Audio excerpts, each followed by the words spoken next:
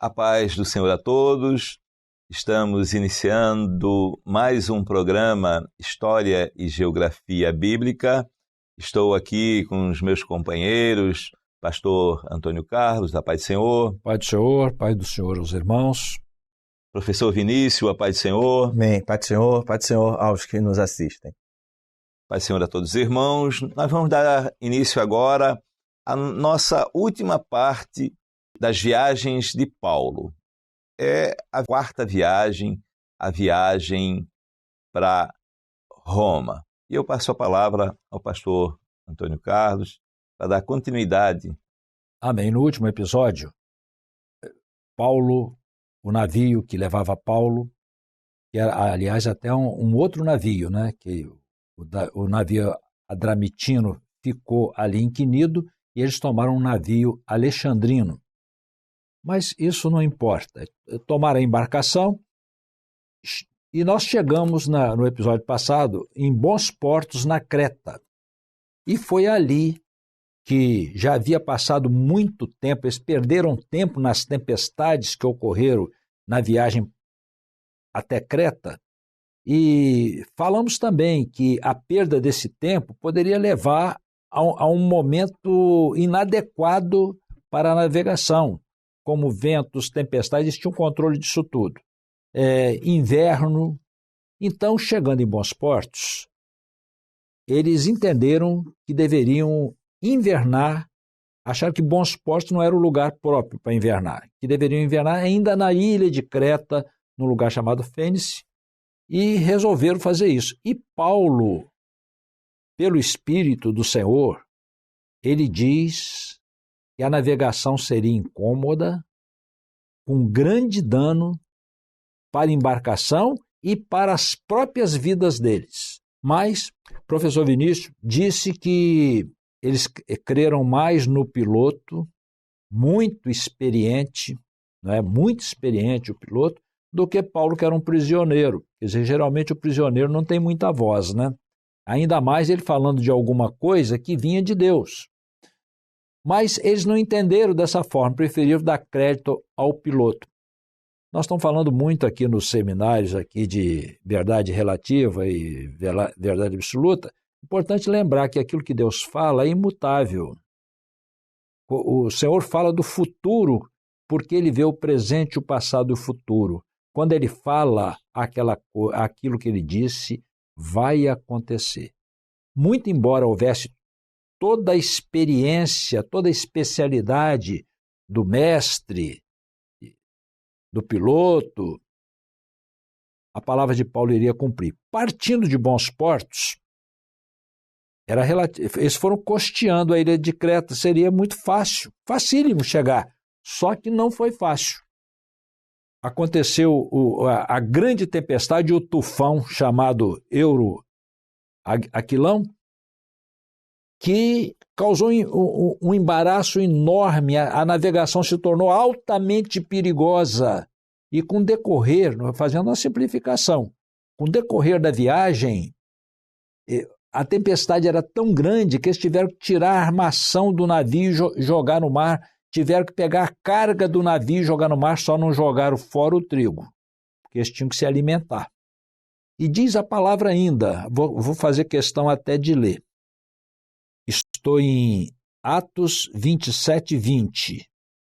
E não aparecendo a viajar muitos dias, nem sol nem estrelas, e caindo sobre nós uma não pequena tempestade, fugiu-nos toda a esperança de nos salvarmos. Então, olha a situação. Tempestade violenta, o navio sendo jogado para um lado do outro, perderam o controle, o piloto, quem manejava, já não tinha mais vela no navio, já não tinha como manejar com o leme, diz a palavra assim, o navio foi à toa, né? À toa que diz aqui, o navio foi controlado pelas ondas do mar agora. Então a situação foi tão grave que eles perderam até a esperança de viver. Então Paulo faz uma intervenção dizendo a continuidade do texto que estava lendo. havendo já muito que não se comia, quer dizer, o desespero, eles ficaram tão desesperados que a pessoa deixar de comer, né? Você come 3 vezes ao dia, pelo menos, né? Havia dias que eles não comiam, desesperados com a situação. Não se via o dia mais, não se via luz, não se via sol, não se via estrelas. Então, continuando, Paulo, pondo-se em pé no meio deles, disse: fora na verdade razoável, ó varões, ter-me ouvido a mim e não partir de Creta. E assim evitariam este incômodo e esta perdição. Mas agora vos admoesto, a que tenhais bom ânimo naquela situação, porque não se perderá a vida de nenhum de vós, mas somente o navio, porque esta mesma noite o anjo de Deus, de quem eu sou e a quem sirvo, esteve comigo, dizendo: Paulo, não temas, importa que sejas apresentado a César, e eis que Deus te deu todos quantos navegam contigo. Situação interessante, né? Os homens de coração endurecido, é preciso que haja algo que a pessoa fique diante da vida e da morte para compreender a verdade. E ele testemunhou ali, né, da visão que ele teve e falou para eles e evangelizou eles, né? Evangelizou e Paulo, que era o prisioneiro, que saiu de lá quando ele disse não tinha voz, ninguém dava ouvidos a um prisioneiro, agora ele era a maior voz que falava, porque a voz de Deus estava com ele. E na questão de vida ou morte, ele anuncia que Deus ia preservar a vida deles. Neste momento, os tripulantes que estavam ali a comando do governo romano, eles abandonaram todas as suas concepções, até de submissão ao governo. E Paulo passou a ser o comandante daquela viagem. Uma obra feita pelo Senhor. Admoestou que comessem, muitos dias sem comer, não é? E nesse momento já era noite, já deu sinais de que a terra estava chegando em terra, e ao sentar, Paulo agradeceu, teve oportunidade de orar com eles. Entregar um dom, né? Entregou um dom, orou com eles à mesa e eles foram consolados pela palavra do Senhor, que disse que nenhum deles iria se perder, que nem um fio da cabeça dele iria se perder. Somente o navio iria se perder. Neste ponto, eles já estavam próximos à ilha de Malta e haviam navegado 700 quilômetros aproximadamente. Eles foram jogados, fazendo curvas no mar, sem saber onde estavam, perdidos. Estavam à beira da morte mesmo. Mas Deus, com seu poder, nessas curvas que eles fizeram no mar, o Senhor os colocou diretamente na ilha de Malta, porque Deus tinha uma grande obra a realizar naquela ilha antes de Paulo chegar a Roma. Então, depois dessas coisas, lançaram as âncoras e foram verificando que estavam próximos. Alguns ainda, Paulo ainda no comando. Alguns queriam, desesperados, queriam pular para nadar para chegar em terra. Paulo mandou que não fizesse. Olha, se tentar fazer isso, vão morrer. Fiquem no navio e ninguém vai se perder. E assim foi feito, e chegado o momento, desceram do navio, o navio realmente se perdeu, até o restante do trigo foi jogado fora também para aliviar o navio, e chegaram na ilha de Malta. Então, vemos aqui uma grande operação de Deus, 276 pessoas dentro do navio foram evangelizados por Paulo. O Senhor deu um sinal extraordinário. Eles perceberam que diante do poderoso governo de César e dos seus procuradores havia um Deus sobre todos. E eles aprenderam a confiar neste Deus, que foi quem deu a vida e evitou que eles morressem. Agora eles chegam na ilha de Malta, onde tem também uma passagem muito interessante. Vou passar a palavra para os comentários aqui. Eu já vou passar ao professor Vinícius, mas antes eu queria ressaltar essa questão do dom, porque Paulo ele entregou o dom que importa e a Roma, né, não temas, e que nenhum vai se perder, entregou ali para eles, falou para eles, a partir dali mudou o comando e o dom se cumpriu, né? O que eu quero ressaltar é isso, o dom se cumpriu. Eles obedeceram o dom, obedeceram ali a orientação de Paulo e todos se salvaram de um naufrágio que seria trágico em outras condições. E ali todos se salvaram. Professor Vinícius, o que aconteceu na ilha de Malta? Nós, então, saímos desse momento em que está registrado aqui em Atos, no capítulo 27, e o verso 27, que esse tempo, não é, de Chipre até Malta foram em torno ali de 14 dias. Então, nós temos ali uma embarcação que ela vai navegar numa velocidade não muito alta, né? Porque são 14 dias, mais de 700 quilômetros, então a embarcação ela navegava ali em torno de 2 quilômetros por hora. Não é? Então, nós vemos que eles então chegam a essa ilha e agora nós vamos dar um salto para Atos capítulo 28, quando eles chegam nessa ilha e nós podemos encontrar as duas referências. Em algumas traduções, nós vamos ver Malta, em outras, Melita. É o mesmo local. As grafias parecidas se tratam do mesmo local. Essa ilha, então, ela fica mais ao sul ainda, né, da região da Itália, onde Paulo ele chegaria posteriormente. Agora, é interessante como que todos eles vão se escorando em tábuas, em objetos do navio, para que pudessem, a nado, chegar à ilha, né, de Malta. E glória a Deus que 276 almas que o Senhor havia prometido, nenhuma se perderia, nenhuma se perdeu, né? Louvado seja o Senhor, porque aquilo que o Senhor promete, Ele cumpre. E essas vidas puderam, não é, testemunhar daquilo que o Senhor falara e cumprira.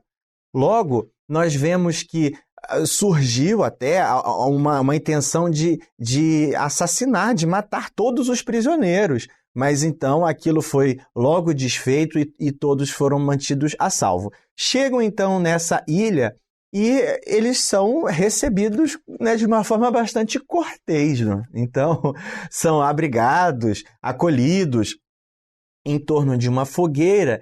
E interessante, o Senhor tinha um propósito, uma obra a realizar naquela ilha. Nós vamos ver, e Paulo e os demais da embarcação vão permanecer ali por 3 meses. Mas é importante que a obra do Senhor precisa ser feita, as oposições se levantam. Paulo pegou os galhos ali de uma videira para colocar na fogueira e alimentar a fogueira. Uma víbora o atacou na mão.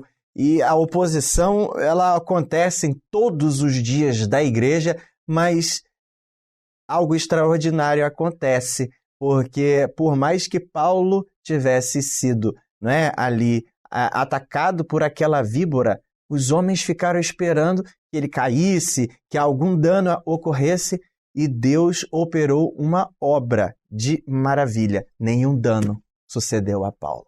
E ali ficou marcado que o Deus a quem Paulo servia era poderoso. E nós temos isso ainda hoje. Oposições se levantam, mas nós estamos debaixo da proteção do Senhor. E se algum intento se levanta, maior é o Senhor que está conosco. Importante é que, depois de ver esse fato, logo havia um chefe daquela região chamado Públio. E o pai dele estava acometido de febre, né? Com alguma enfermidade. E até era comum existe até um nome, né? A febre maltesa, que é, né, até de certa forma influenciada por essa região, que é algum tipo de infecção pelo consumo de produto lácteo, né, do leite, que por alguma forma não pasteurizado, pode ocasionar uma infecção por uma bactéria. Então, era comum esse tipo de infecção naquela região ali especificamente, mas em outras regiões também ocorriam. Agora, o Públio levou então Paulo, que havia sido alvo, né, da misericórdia do Senhor, para que visse então o seu pai. E Paulo orou com a autoridade que o Senhor deu e impôs as mãos, a mesma mão que foi atacada anteriormente pela víbora. E o Senhor preservou, e no ato de fé, Paulo impôs as mãos e o pai de Públio foi curado. Interessante ainda, né, nós falarmos que não só o pai de Públio foi um grande sinal, mas muitos enfermos eram levados. Paulo orou e eles foram curados. Então, o nome do Senhor, né, foi pregado, exaltado naquele local, e sempre dessa forma. Alguns creem, outros não. A fé não é de todos, mas vimos ali a marca do Espírito Santo naquele local. A obra do Espírito foi estabelecida ali em Malta. Até que, então, depois de 3 meses, um outro navio alexandrino, que tinha até uma inscrição, né? É Castor e Pólux, é isso mesmo? É isso mesmo. Vou falar nome, deixa eu errar sozinho, né? E esse nome até porque era uma crença, né? Acreditava-se que eram deuses que protegiam marinheiros, né?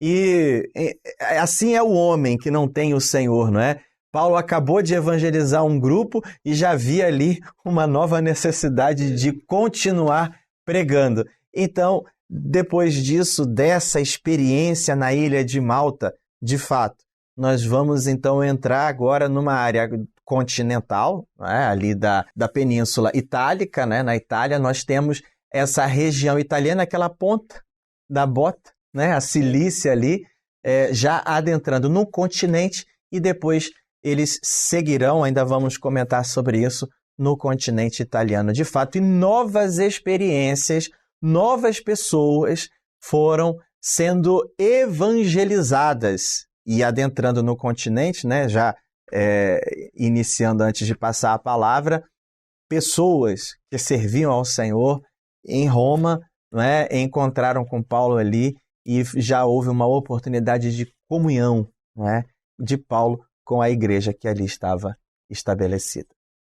Bom, agora chegando em Roma, mas teve ali um lugar chamado Três Vendas. Tem alguma informação sobre Três Vendas? Tem.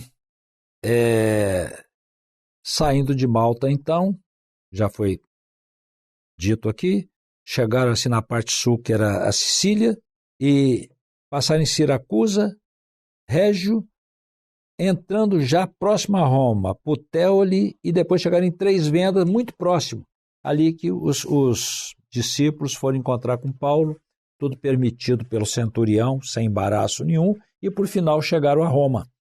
E chegando a Roma, o centurião entregou os presos ao comandante do exército, mas a Paulo permitiu que ficasse na casa de um soldado. Observem os irmãos a operação de Deus, né? Que durante esse naufrágio terrível, né?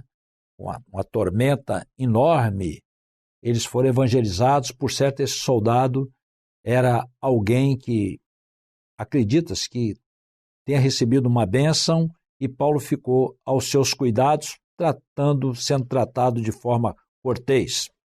Depois Paulo manda chamar os anciãos da cidade, os judeus, e explica tudo o que se passou, o que se passou em Jerusalém.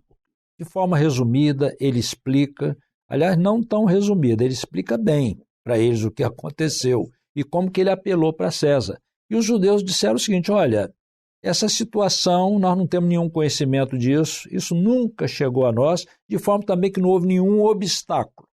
Depois dessas coisas, foi permitido e Paulo alugou uma casa e dali ele recebia os irmãos e pregava aos judeus que estavam lá também. Muitos judeus creram no nome do Senhor Jesus, vieram ao Senhor Jesus, mas uma parte naturalmente não veio. O mesmo Paulo, numa carta que ele dedica exatamente aos romanos, ele diz que o endurecimento veio em parte sobre Israel, mas que uma parte também se converteria. Então, uma parte dos judeus ali ouve a palavra do Senhor, mas não houve um consenso entre eles, e Paulo cita ali o texto já lido aqui pelo pastor Ian, de Isaías, não é? Que os corações endureceram. Não, ele disse então que se dedicaria aos gentios. E durante 2 anos, Paulo continuou livre em sua casa, pregando a palavra do Senhor e escrevendo algumas cartas. O livro de Atos, ele encerra falando desses 2 anos que Paulo ficou nessa casa que alugara. Há mais história depois disso, mas eu creio que nós ficaremos fechando a história, a trajetória, a rota feita de Paulo desde Cesareia até Roma, com estas palavras, mas ouvindo também alguns comentários que podem ser feitos ainda. Sim, porque a história, ela não acaba aqui propriamente dita, né? Exatamente. Em Roma, olha só, eu fui lá em Roma na prisão Mamertina. É a prisão que Paulo passou os últimos dias. Fica ali tem o Monte Palatino, o Fórum Romano, perto do Coliseu. Lá na outra ponta tem ali um arco, chamado Arco de Séptimo Severo, e atrás tem essa prisão. Está lá a prisão. É interessante que ali diz que é a prisão de Pedro e Paulo. Mas nós vemos pela palavra, e ninguém vai bater o martelo sobre isso aqui, mas quanto mais eu estudo a palavra, professor Vinícius, sim, pastor Antônio Carlos, e leio, né, e fazemos ali as análises de historiadores, da história, cada vez mais eu me convenço que Pedro nunca esteve em Roma. Mas não vamos bater o martelo aqui sobre isso. Mas tu vai lá em Roma, na prisão Mamertina, diz que é a prisão dos últimos dias de Pedro e Paulo. Eu não creio, não tem um relato bíblico claro, né, sobre a ida de Pedro a Roma. Então, e nós não estamos falando de Pedro, nós estamos falando de Paulo. Agora, Paulo é fato. Prisão Mamertina, nós vamos mostrar imagens aí. É uma prisão muito insalubre. Vocês vão ver aí que tem em cima uma roda, e eles colocam o preso com uma corda ali para dentro, e o preso fica numa área, até uma área mais ou menos grande, ali de uns 4 metros por 4 metros aproximadamente, mas só que assim, não tem janela, é debaixo da rocha cavada, e fica só aquele subterrâneo ali, eles põem a comida, e ali a pessoa fica. Ali é um lugar muito insalubre. Só que isso foi a história pós, né? Isso está na história, porque o imperador lá em Roma era Nero. E Nero, então ele fez toda aquela perseguição ali do ano 64 em diante, ele matou a maioria dos apóstolos, né? E expulsou de Roma os cristãos, né? Os cristãos tiveram que fugir, porque ele fez aquela ameaça, né? E tudo indica na história que ele mesmo tocou fogo em Roma, 60% de Roma pegou fogo, e ele para querer, de repente, tirar a culpa dele, jogou a culpa para os cristãos, então houve ali toda aquela perseguição. E nós vemos que Paulo, ali foi, ele executa Paulo, né? E depois o Nero se suicida, né? Não ficou sem um juízo ali sobre ele. Mas o testemunho de Paulo, todo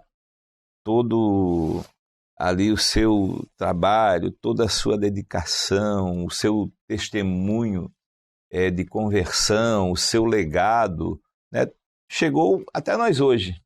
Né? Hoje nós estamos aqui falando de Paulo porque o seu testemunho, né, da pregação aos gentios, e ele, interessante que o Senhor levantou ele para pregar aos gentios, mas ele sempre foi ao povo judeu ali falar uma palavra, ele dava até a prioridade ali para querer alertá-los, contá-los, olha, eu era assim, mas eu tive a experiência, e muitos, como o pastor Antônio Carlos falou aqui, se convertiam, mas a palavra aos gentios ficou para todos nós, e hoje temos esse legado, essa história.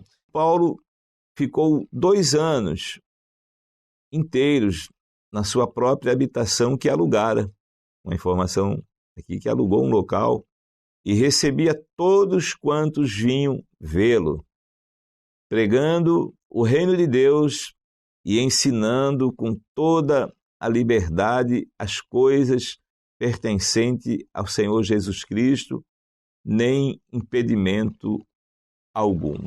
Então, durante 2 anos não houve nenhum tipo de perseguição, ele pôde pregar em Roma abertamente, mas depois a história conta aquilo que acabei de falar, a perseguição do imperador Nero, e ali houve um período muito difícil, e nós cantamos em hinos, né, a história dos primeiros crentes, aquilo que estamos falando lá na EBD, da igreja, a primeira igreja, a igreja de Esmirna, a igreja que sofreu, uma igreja que deu a sua vida. Eles não temiam a morte, né? Exato. O próprio Paulo falou, né? Eu não corro como os que correm para alcançarem uma coroa incorruptível. Eu corro, não sem meta, mas corro em busca de uma coroa incorruptível, e essa coroa ele alcançou. Completei a carreira, guardei a fé salvadora. Amém? Paulo foi levado a esse local que é bastante representativo. Vamos comparar. Roma, no mundo da época de Paulo, seria Nova York nos dias de hoje. Né? Então, capital, um grande centro estruturado, né? Com teatro de Pompeu, praças, né?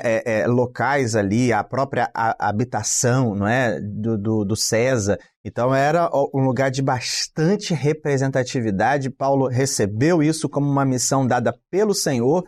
Aliás, por isso Paulo apóstolo, né? Que o apóstolo é o enviado, e ele foi enviado a lugares e levou a palavra do reino de Deus a corações durante os 2 anos da prisão. Recebeu soldados, recebeu romanos, pôde evangelizar e também doutrinar a igreja. Agora nós vamos fazer uma abertura do que seguiremos nos próximos episódios, porque Paulo recebeu Lucas algumas vezes, né? Visitou Paulo, e Marcos, Demas, diversos irmãos que puderam, então, até colher as cartas que Paulo escreveu. Algumas cartas Paulo escreve antes da sua prisão, ao longo das viagens. Vamos falar sobre elas, até sobre a cronologia das cartas, uma vez que a sequência que nós temos, Romanos, Coríntios e assim por diante, não é exatamente a escrita cronológica. Então nós vamos agora trazer uma retrospectiva doutrinária dessas cartas escritas, mas algumas delas foram escritas durante esse período de prisão. A própria carta Timóteo, especialmente a segunda carta, é interessante que registros históricos de que Onésimo, né, visitou Paulo ali, e Paulo vai endereçar uma carta a Tito, né, que era senhor de Onésimo. Então, nós temos ainda o assunto doutrinário. Primeiro, as experiências. E sabemos que a doutrina emerge do corpo por revelação, através dos desafios, dos embates, das experiências, da necessidade, o Senhor vai dando a sua doutrina, e veremos nas próximas 13, epístolas que Paulo então vai escrever, endereçando epístolas a algumas regiões específicas, a alguns homens específicos, epístolas pastorais inclusive, mas é o homem que não se cansou, de pregar esse evangelho e praticá-lo, não é? Então nós vemos uma grande referência apostólica, e essa mesma experiência ela é mantida até os dias de hoje, porque esse Espírito que iniciou a boa obra, ele continua operando nos nossos dias. Só um complementozinho muito rápido. Amém. O livro de Atos termina dizendo que Paulo ficou na casa que alugou durante 2 anos. Mas depois ele seria preso. Então, como que isso aconteceu? Entende-se que, após esse período de liberdade, houve uma perseguição, como o pastor Ian acabou de dizer, até pelo imperador Nero, não é? Que provocou a prisão de Paulo. Só deixar esse esclarecimento. Amém. E olha, o mundo, nesse período aqui, teve teve um marco profético aqui muito importante, porque Paulo prega aos judeus aqui, vem pregando aos judeus, e podemos dizer que entre 6 a 4 anos depois desse período aqui, que vem a destruição de Jerusalém. E Nero se suicida, a primeira dinastia do Império Romano, a Júlio-Claudiana, termina com Nero. Aí começa uma outra dinastia, que é a dinastia Flaviana. Teve ali 69, foi um período de muita revolta dentro de Roma, né? Assumiu lá Galba, aí Otão, matou o outro, daí veio Vitelo, um se suicidou, Vitelo entrou, daí veio Vespasiano, jogaram a briga de poder, jogaram Vitelo no rio, né? E fizeram o novo imperador, e começou a dinastia Flaviana, com Vespasiano, e 1 ano depois de ele assumir em 69 e 70, tocam fogo em Jerusalém, destroem Jerusalém, e aí constroem o Coliseu. Né? Ali no ano 71 ele começa a construção do Coliseu. Então, Paulo não conheceu o Coliseu. Estou dizendo isso para dizer que Paulo não conheceu o Coliseu, e o Coliseu nós sabemos que foi usado para, no primeiro momento, ele foi usado para muitas mortes de muitos cristãos ali, era usado nas suas... Mas isso é outra história, né? Estamos encerrando aqui o nosso episódio de hoje. Então, como o professor Vinícius acabou de falar aqui, encerramos as viagens de Paulo, e ele já deu aqui um toquezinho do que serão os próximos episódios, as cartas de Paulo, ainda quando nosso assunto será Paulo. A paz do Senhor, pastor Antônio Carlos. Paz do Senhor, pastor Ian, professor Vinícius e os irmãos que acompanham conosco. Paz do Senhor, professor Vinícius. Amém. Paz do Senhor aos irmãos aqui, aos irmãos que nos assistem. Paz do Senhor a todos.